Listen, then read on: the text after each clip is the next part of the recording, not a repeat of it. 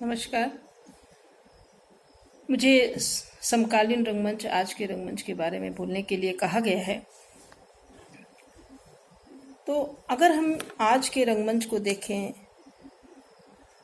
आधुनिक रंगमंच को देखें, तो हमें अपने इतिहास को अवश्य पलटकर थोड़ा सा देखना पड़ेगा।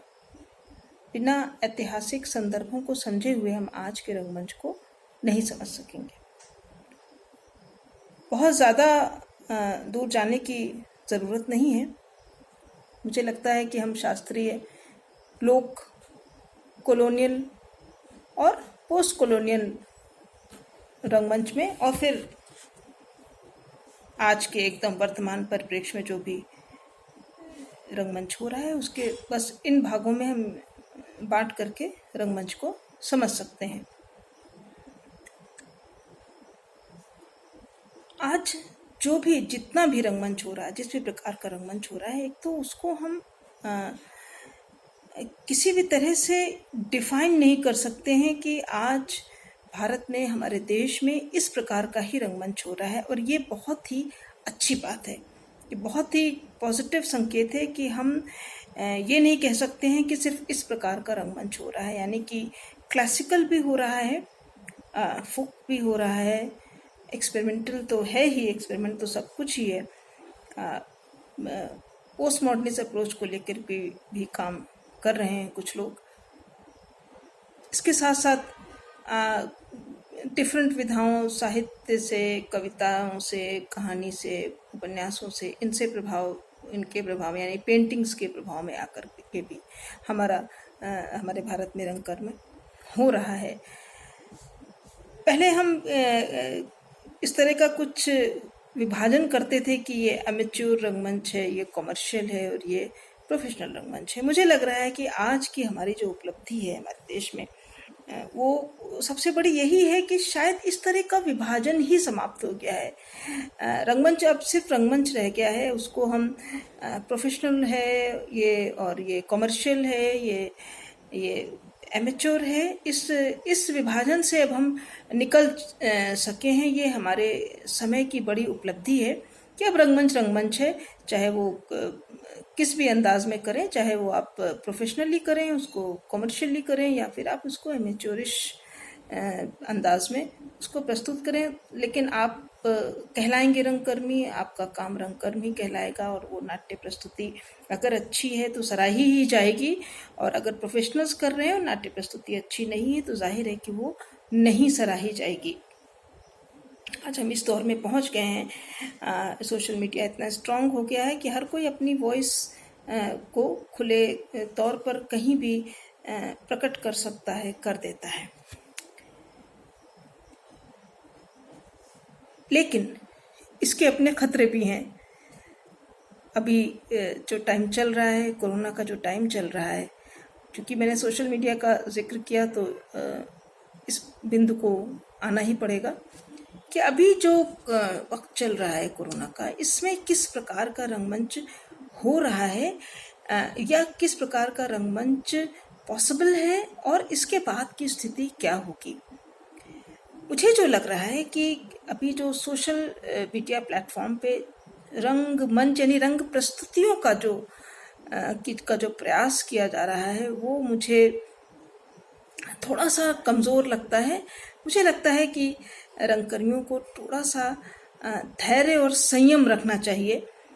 इतनी भी क्या जल्दी है कि अगर 2, 4, 6 महीना या 1 साल भी प्रस्तुति नहीं होगी तो क्या बिगड़ जाएगा। ऐसी भी क्या जल्दी है, क्योंकि इस प्लेटफॉर्म से ये जो इस तरह की प्रस्तुतियां हो रही हैं, उससे कम से कम आप पैसा तो बिल्कुल नहीं कमा रहे हैं, आपकी आजीविका पे असर नहीं पड़ रहा है, बस आप कुछ कर रहे हैं।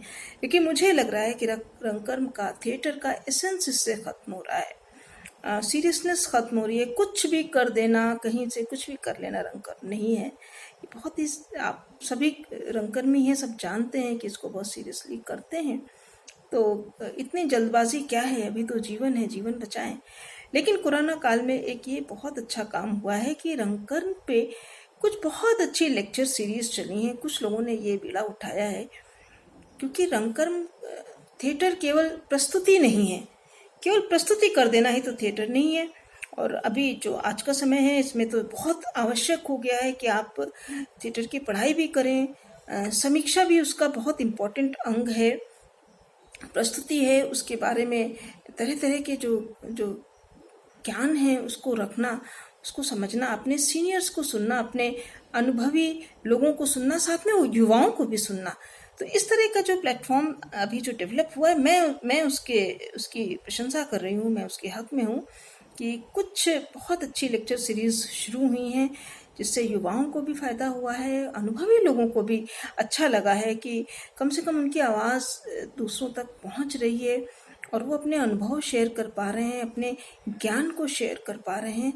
और कुछ कुछ सीरियसनेस, कुछ एक रंगमंच में जो पढ़ाई लिखाई का जो एक एक क्रम है उसकी कंटिन्यूटी बनी हुई है इसके इन वेबिनार्स के माध्यम से। ये एक बहुत अच्छा एक अच्छी शुरुआत हुई है। लेकिन थिएटर की प्रस्तुति करना ये मैं मेरे हिसाब से मैं इसके समर्थन में नहीं हूँ। हमें रुकना चाहिए, इंतज़ार करना चाहिए जब प्रेक्षागृह में जा कर के, परफॉर्मिंग स्पेस पे, किसी भी स्पेस में जा कर के हम अपने नाटक करेंगे और हमारे सामने सजीव दर्शक उपस्थित होंगे, सजीव तालियां सुनेंगे हम, हमारा पूर्वाभ्यास होगा, उसके लिए बहुत तैयारियां होंगी, टिकट बिकेंगे या नहीं भी बिकेंगे तो भी हम जैसे पहले थिएटर करते थे उससे बेहतर तरीके से थिएटर कर पाएंगे। मुझे लगता है थोड़ा धैर्य और संयम की आवश्यकता है इस कोरोना काल में। खैर, अब हम अपने मूल बिंदु पर वापस आते हैं। तो हम जो आज का नाटक है, आज का जो रंगमंच है, उसको हम केवल प्रस्तुति से नहीं जोड़ सकते। जैसा कि अभी मैंने कहा, इसको हमें नाट्य लेखन को भी देखना होगा, नाट्य समीक्षा को देखना होगा, नाट्य प्रशिक्षण को भी इसमें जोड़ना पड़ेगा। नाट्य के संबंध में जो पढ़ाई है, जो ट्रेनिंग है, गुरुओं का जो महत्व है, इन सारी चीज़ों को लेकर के हमें आज के रंगमंच को देखना होगा कि किस तरह का प्रशिक्षण विभिन्न संस्थानों में, यूनिवर्सिटीज़ में, इंस्टीट्यूट्स में दिया जा रहा है, क्या लाभ हो रहा है उससे, क्या लाभ हो भी रहा है, क्या इन प्रशिक्षणों की क्या आवश्यकता है कि नहीं है। और जो प्रशिक्षण नहीं ले पाते, वो जो स्वयं उसकी पढ़ाई करके या अपने अनुभव से या अपने गुरुओं के साथ में जो करते हैं, तो क्या उसका कुछ लाभ होता है थिएटर को, समाज को। इस पर भी ज़रूर वार्ताएं होनी चाहिए, चर्चाएं होनी चाहिए। नाट्य लेखन को लेके होना चाहिए, नाट्य की जो स्क्रिप्ट्स हैं, नई स्क्रिप्ट्स, इवन पुराने स्क्रिप्ट्स पर भी बिल्कुल बात होनी चाहिए, उनका पुनर्पाठ होना चाहिए। उनके जो पुनर्पाठ जो लोग कर रहे हैं उन पर बात होनी चाहिए कि किस तरह का काम वो कर रहे हैं। और बिना मतलब कि ये टांग खिंचाई, उठा पटक छोड़ करके, मुझे लग रहा है कि अब कोरोना के बाद ये समय आएगा और आना चाहिए कि हमें एक दूसरे को, रंगकर्मियों को सपोर्ट चाहिए, सपोर्ट देना चाहिए एक दूसरे को। सपोर्ट सिस्टम बहुत बनाने की आवश्यकता है, हर तरह का सपोर्ट। और खुल के उसको कहना, सच को बोलना, सच को प्रस्तुत करना, उसकी आवश्यकता है इस समय, जिसका कि अभाव हो गया था। शायद कोरोना इस चीज़ की सफाई करने के लिए आया है और मुझे उम्मीद है कि इस तरह की सफाई हो जाएगी। अब प्री कोरोना जो हमारा रंगमंच चल रहा था, अभी तक जो चल रहा था, मैं उस पर थोड़ा सा बात करना चाहूँगी कि अनुदान की बहुत चर्चा होती है कि हमारा पूरा जो भारतीय रंगमंच है वो अनुदान जीवी हो गया है, पूरा नहीं लेकिन लगभग अनुदान जीवी हो गया है। और अनुदान से भारतीय रंगमंच की दशा और दिशा काफ़ी बदल गई है।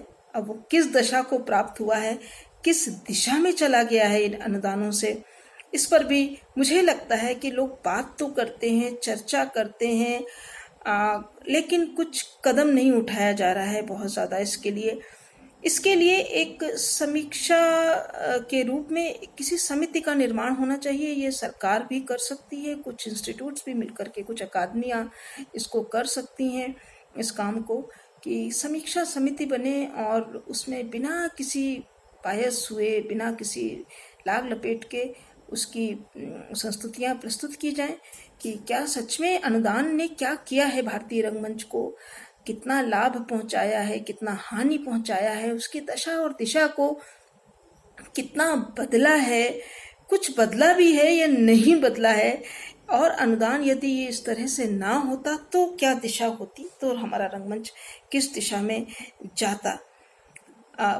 मुझे जो लगता है, मेरा जो मानना है कि कुछ समय के लिए अनुदान को बंद कर देना चाहिए रंगकर्म में। और एक मेरा सुझाव है, अच्छा भी लग सकता है ये, बुरा भी लग सकता है ये सुझाव, बस सुझाव है, मैंने थोड़ा बहुत इस पे सोचा विचारा भी है कि अनुदान की जगह पर यदि सरकार लोन देना शुरू करे नाट्य प्रस्तुतियों के लिए, तो इस पर भी विचार किया जाना चाहिए। और वो लोन बहुत कम ब्याज दर पे या 0% के ब्याज दर पे भी हो सकता है शुरू में, कि आप कर्ज लें, लोन लें और फिर नाट्य प्रस्तुति करें, आप टिकट बेचें या स्पॉन्सरशिप लेके आएं या कुछ भी करें, और उसके बाद फिर उस लोन को आप सरकार को चुकाएं। मुझे लगता है कि इस तरह से शायद, जिस तरह से फिल्म इंडस्ट्री अपने पैरों पे खड़ी हुई है, और भी इंडस्ट्रीज़ हैं, बहुत सारी चीज़ें चलती हैं, तो शायद जो हमारा थिएटर की जो वर्ल्ड है, वो शायद अपने पैर पे खड़ा हो पाए। और हमें अपने पैरों पे खड़े होने की बहुत आवश्यकता है, क्योंकि हमें ये सोचना है कि हर कोई तो नौकरी के साथ रंगकर्म नहीं कर सकता है, नहीं करना चाहता है, ये अपनी चॉइस भी हो सकती है, कर सकता है और नहीं करना चाहता है, या आपकी चॉइस हो सकती है कि आप ना नौकरी करें और आप केवल फुल टाइम रंगकर्म करें, आप सिर्फ रंगकर्म को अपना पेशा बनाएं, ये भी हो सकता है।